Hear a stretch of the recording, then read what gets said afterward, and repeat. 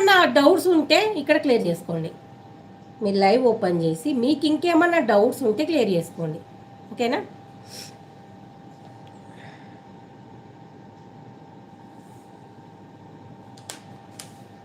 చూడండి అయిపోయింది. ఒక్కసారి చూడండి. చూసారు కదా నేను మార్కింగ్ పెట్టిందంతా.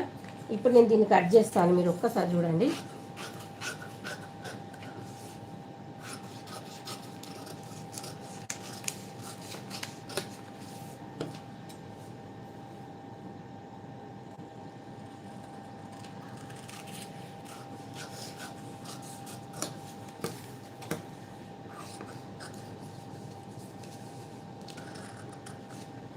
చూసారా,